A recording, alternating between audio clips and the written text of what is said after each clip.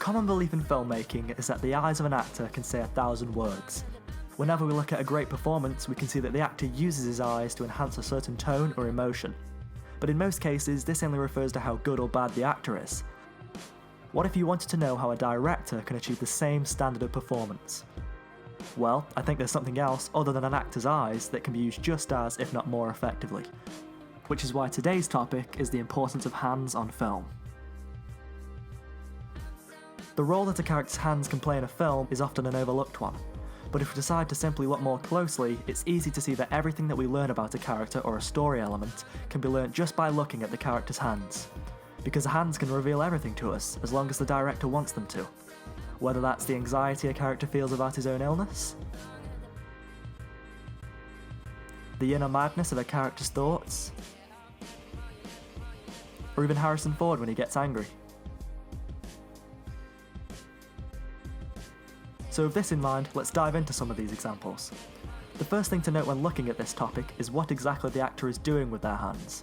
The two primary positions that come to mind is a clenched fist against an open one. A clenched fist shows anger. An obvious example can be seen here in Back to the Future. Whereas an open hand can mean a number of things. Because with an open hand, there's so much more variation possible.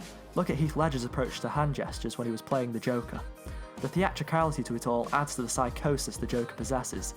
Then compare this subtle character trait to this. This may look cool, but what does it really achieve? Why would anyone do this in any situation? Put simply, there's just no purpose behind it. To make this more evident, let's look at an example of hand movement that actually shows a character's intent. Though this example is both hands and legs, we can easily affirm that at first she's attracted to him. However, when she stands up, we see her mood change from lust to uncomfort. Meaning that when we end on this, a nice little story has been told, because now he's invading her personal space, which can be seen all through the character's hands. And to add a nice touch, we see she's wearing an engagement ring, letting us in on another small piece of information about both characters. And this is an example of not only a great actor, but a great director too. The way Steve McQueen directs our focus to solely body language rather than dialogue is something that very few filmmakers attempt these days. Take a look at an older example of this from Jaws. We start here with Chief Brody contemplating the previous event of Mrs. Kintner slapping him after her son had been killed by the shark. Brody leans on his hands and rubs his face, and in a more conventional film, this would probably be followed by Brody having an argument with his wife, Ellen, or another furthermore exaggerated showcase of the stress he's feeling. However, Spielberg subverts the expected by having the scene follow Brody's son mimic his actions until it turns into a game between the two. The scene goes as follows. We begin here with a close-up profile shot of Brody, and then dolly back into a medium shot. This shot runs at around 32 seconds, the longest of the scene, which lets us realise what's going on before Brody does. So when Brody realises he's being copied, we're made aware by the use of cutting to some over-the-shoulder angles with shot reverse shot at play. And the scene progresses from there. Spielberg knows his audience isn't dumb, so he doesn't treat us that way.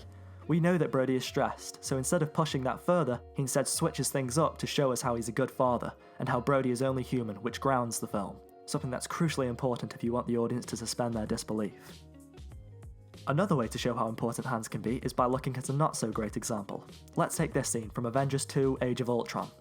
Here, everyone is just standing around talking with their arms to their sides, and there are some strong acting talent available here, but when everyone's being shot in close-ups and medium close-ups, it's hard to showcase any of that talent. And all we're left with is standard coverage, a multi-camera setup with multiple takes, and then in the editing room the best takes are cut together to form a scene. This isn't bad filmmaking by any means, it's just kind of bland. So, now we've taken a look at the good and the not so good, let's take a look at a director who not only uses hands to their fullest ability, but made an entire film focusing on them.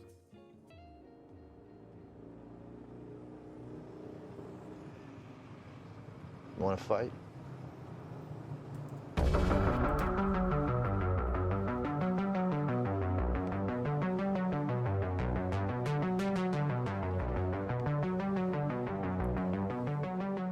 Nicholas Winding Refn's Only God Forgives centres around the character Julian, who has set out to avenge the death of his drug-dealing brother. As he does with all of his films, Refn pays attention to every single scrutinising detail to make his vision come alive. And it's hands that play a huge role in the symbolism within the film's narrative. In the same way that Lady Macbeth couldn't wash the blood from her hands due to guilt, Julian feels so guilty about killing his father with his hands that at the end of the movie, there's only one option left. But in its simplest form, Only God Forgives is a fight movie, However, the key here is that Refn's films are never simple. Refn has gone on to talk about how a clenched fist is the symbol of a fight movie, therefore due to him being the artist he is, he takes that symbol and shapes it in every way he can to make something more of it. But the idea of a fight movie image is very much the clenched fist, and which is of course a very a violent act, but it's also an extension of the male sexuality. And the idea that one movement is a mixture of sex and violence that's about penetrating or touching with an act of violence or non-violence was the whole idea of the film. But if you open your palm, it's about submission. And submission is an acceptance of whatever evidently your future will be. So the idea that once he meets a man chained to his mother's womb, travels back into his mother to kind of reborn again. In order to do that, he needs to have his hands removed, because that's the symbolism of humanity. Once you take your hands away, you take away your identity. I'd like to see more directors take this approach to detail like Refn does. Is Only God Forgives perfect? No, not by a long shot.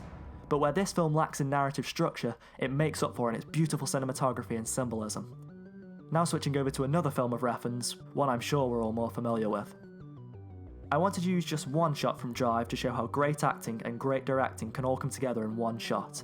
Here, the driver is making a deal with Cook to help Standard pay off his prison protection debt so that Irene and Benicio are safe. Here we can see that the driver and Cook both have their hands firmly in their pockets, showing that neither are intimidated by the other. Standard, on the other hand, is positioned in between the two, and holds his hands together, playing with them, which shows he's nervous. And when Blanche walks across our view of the characters, she walks holding a cigarette in one hand, swaying her arms as she walks, which tells us and the characters her annoyance with the whole situation, and the type of person she is. And this is great mise-en-scène, because if you were to watch only the lower half of the frame here, it would still make perfect sense. You can see this type of composition in a lot of Refn's films too. Here's another example that uses the same method, yet tells an entirely different story in Only God Forgives. And that's why Refn is one of the best visual storytellers in film. He doesn't need long-winded dialogue to explain something or to move the plot forward. He respects his audience enough to shoot a scene like this in a wide shot, and let the audience figure it out themselves. And I wish more directors would take this kind of approach. So with all this in mind, the next time you're shooting a scene, think about how the actor's hands can tell a story. Because when I watch this, I feel nothing. Nothing for the story, and more importantly, nothing for the characters.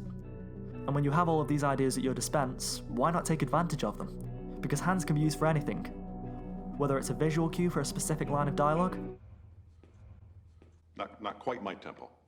Here we go. 5, 6, and... Or showing the development of a relationship between two characters. Or why not even the way a character holds a wand? Hands hold power like nothing else.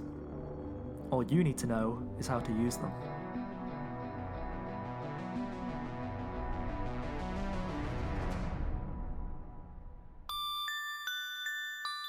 Hi there everybody, I hope you enjoyed this video on hands. If you did, then be sure to like and subscribe for more videos like this one. Of course, I want to mention the overwhelming support I got from the last video. Over 100 people subscribed to the channel, which was just amazing to see. Thank you all so much. And for anyone who's interested, there are also some really cool ways to support this channel over at Patreon, where you can become eligible to some really cool perks. Once more guys, thanks a lot for watching, and hopefully I'll see you next time.